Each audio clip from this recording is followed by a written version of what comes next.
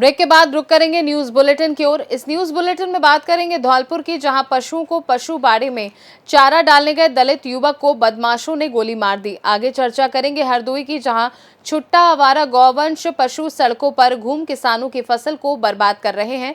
साथ ही चर्चा करेंगे पाकुड़ की, जहां आज से शुरू होगी ज्योतिया उपवास की खरीदारी। ऐसे और भी तमाम खबरों पर विस्तार से होगी चर्चा। खबर धौलपुर से, जहां कंचनपुर थाना क्षेत्र के गांव मठ नोरा में सोमवार देर रात को पशुबाड़े में पशुओं को चारा डालने गए दलित युवक को अज्ञात बदमाशों ने गोली मार दी।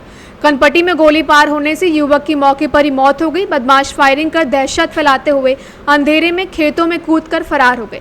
घटना से ग्रामीणों में हड़कंप मच गया। वहीं डेड बॉडी को राजकीय अस्पताल की मोर्चरी में रखवा दिया है। मेरा चाचा लड़का छोटा भाई बलवीर 9 बजे की बात है, वो भैंसों को चारा डालने के लिए गया था और जब ही अज्ञात लोगों ने आके चारा डालते समय उसको गोली मार दी। गोली यहाँ से लगते इधर निकल गई और हम गोली की आवाज़ सुनते ही दूसरे घर से इधर आए तो हम अपने लड़के पे लड़का देखा तो लड़के का उसमें गोली निकल चुकी थी। हम लड़के को लेकर इधर बाड़ी हॉस्पिटल दिया है, वो भाग्य पता नहीं कौन थे। धौलपुर से सी न्यूज संवाददाता राकेश अग्रवाल की रिपोर्ट।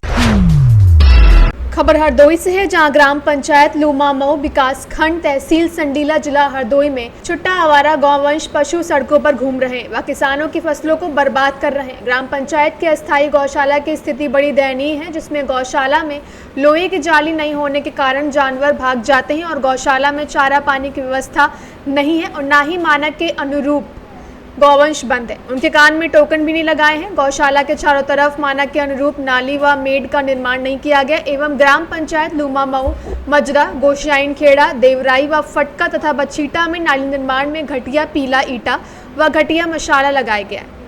रोड़ी बालू मिट्टी मानक के अनुरूप इस्तेमाल नहीं हुई। मौके पर उपस्थित राष्ट्रीयतावादी भारतीय किसान यूनियन मंडल अध्यक्ष रावेंद्र सिंह चौहान, जिला अध्यक्ष राम लखन पाठक आदि लोग उपस्थित रहे।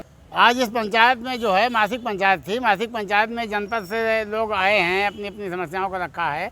इसमें एक तो लूमामऊ गांव है, जहां पर प्रधान जो है बहुत ही धांधली कर रहा है हर कार्य में। मनरेगा में धांधली, आवास वितरण में धांधली, लेटरिन वितरण में धांधली, जो भी काम वहाँ हो रहे हैं। गौशाला है, गौशाला में धांधली। जितने जानवर हैं गौशाला के सारे छूट जाते हैं, रात में छोड़ दिए जाते हैं, किसानों की फसलों को नष्ट कर रहे हैं। और गौशाला में मात्र 20-22 जानवर मौजूद मिलेंगे आपको, बाकी सारे जानवर छोड़ दिए जाते हैं। कुल मिलाकर के गौशाला में जाली भी नहीं लगी है और आधुनिक व्यवस्था नहीं है, चारा नहीं दिया जाता है, पानी नहीं दिया जाता है, जानवर मर रहे हैं। तो लूमामऊ में हम लोगों ने 26 तारीख को, इसी 26 तारीख को एक किसान पंचायत का आयोजन किया है, जिसमें सारे लोग वहाँ पर जाएंगे और अपनी आवाज़ उठाएंगे। एक गांव है पूर्वा देवरिया। पूर्वा देवरिया में चकबंदी चल रही है, 2008 से चकबंदी चल रही है। किसानों की इच्छा के विरुद्ध चकबंदी जबरन की जा रही है, जिसके लिए हम लोग 27 तारीख से वहाँ पर धरना देंगे, 28 तारीख से 28 और 29 में धरना देंगे।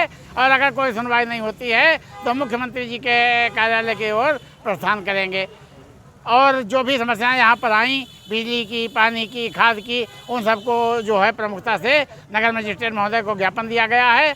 और अगर 7 तारीख तक इनका समाधान नहीं होता है तो पुनः धरना प्रदर्शन किया जाएगा और 30 तारीख को बघौली रेलवे स्टेशन पर चक्का जाम किया जाएगा। जय जवान, जय जवान, जय जवान। राम लखन पाठक तुम संघर्ष करो, राम लखन पाठक तुम संघर्ष करो, राम लखन पाठक तुम संघर्ष करो। किसानों। हरदोई से सी न्यूज संवाददाता सरोज तिवारी की रिपोर्ट।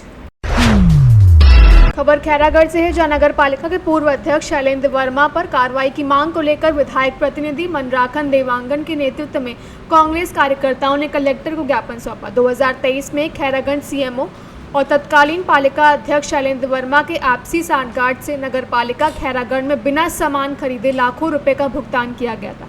सरकारी रुपयों का बंदरबांट किया गया, जिसे लेकर पूर्व में भाजपा लगातार विरोध कर रही थी। ज्ञात हो कि भाजपा के विरोध के बाद प्रशासन हरकत में आया और विभागीय जांच शुरू की गई। जांच में तत्कालीन सीएमओ कुलदीप झा दोषी पाए गए, जिन्हें निलंबित भी कर दिया गया था। लेकिन पूरे मामले में सीएमओ खैरागढ़ के साथ ही नगर पालिका के पूर्व अध्यक्ष और पिपरिया के पार्षद शैलेंद्र वर्मा पर अभी तक कोई कार्यवाही नहीं हुई है। बीते दिनों शैलेंद्र वर्मा कांग्रेस का दामन छोड़ भाजपा में शामिल हो गए, जिसके बाद खैरागढ़ नगर पालिका में भाजपा का अध्यक्ष चुना गया। अब शैलेंद्र वर्मा भाजपा के हो गए हैं, इसलिए भाजपा की ओर से शिकायतों का सिलसिला रुक गया है। अब कांग्रेसियों ने शैलेंद्र वर्मा के खिलाफ कार्रवाई करने मोर्चा खोल दिया है। अभी नगर पालिका खैरागढ़ के कुछ पार्षदगढ़ जो है एक ज्ञापन लेकर के आए हुए थे, जिसके संबंध में अभी ज्ञापन को जो है शासन स्तर पे भेजा जाएगा और जो भी कार्यवाही होगी वो शासन स्तर से निर्देश प्राप्त होने के पश्चात की जाएगी। क्या लगता है कार्रवाई होने के लिए कब तक होगा?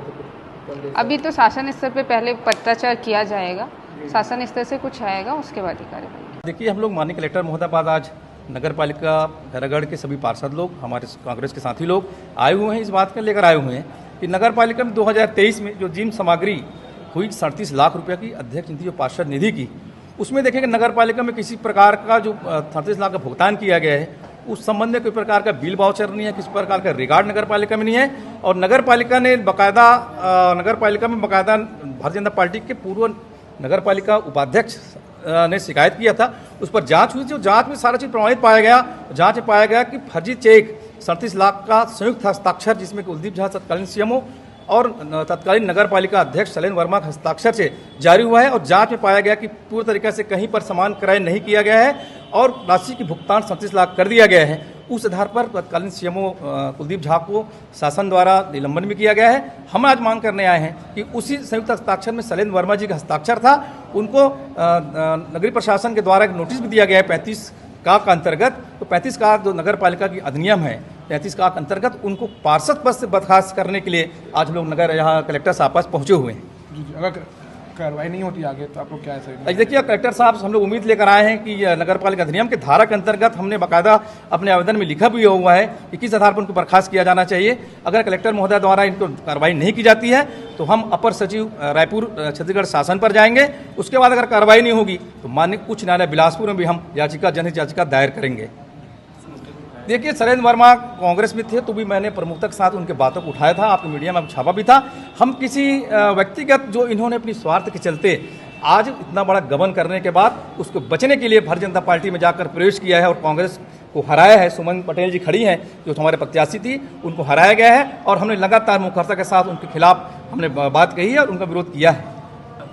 देखिए, शैलेंद्र वर्मा जी तत्कालीन अध्यक्ष जी हैं, उनके द्वारा नगर पालिका में भारतीय जनता पार्टी के पार्षदों से मिली भगत कर लगातार कई गबन किए हैं। अभी तो मामला शुरुआत हुआ है, अभी एक मामला शुरुआत हुआ है, लगातार कई मामले उठेंगे। जैसा आज आपने दैनिक भास्कर में छापा है कि जो हमारे खैरागढ़ का जो बोर्ड लगा है 96,000 का बोर्ड और 97,000 रुपये उसमें वर्कर की जो भुगतान की गई है, ये लगातार बहुत सारे भ्रष्टाचार सामने आएंगे। और खैरागढ़ से सी न्यूज़ संवाददाता हेमंत पाल की रिपोर्ट। खबर पाकुड़ से है, जहां संतान की लंबी आयु, सुख शांति व सौभाग्य की रक्षा के लिए महिलाएं बुधवार को निर्जला उपवास रखेंगी। 3 दिवसीय जीवित पुत्र का व्रत नहाए खाए के साथ मंगलवार यानी आज से शुरू होगा। इस व्रत को लेकर महिलाओं में काफी उत्साह देखा जा रहा है। पुत्र की दीर्घायु, आरोग्य और सुखमयी जीवन के लिए इस दिन माताएं व्रत रखती हैं। तीज की तरह जितिया व्रत भी बिना आहार और निर्जला किया जाता है। छठ पर्व की तरह जितिया व्रत पर भी नहाए खाए की परंपरा होती है। यह पर्व 3 दिन तक मनाया जाता है। सप्तमी तिथि को नहाए खाए के बाद अष्टमी तिथि को महिलाएं निर्जला व्रत रखती हैं। इसके बाद नवमी तिथि यानी अगले दिन व्रत का पारण किया जाता है, यानी व्रत खोला जाता है। वहीं तिथि की उपापोह को लेकर कुछ महिलाएं मंगलवार को उपवास करेंगी।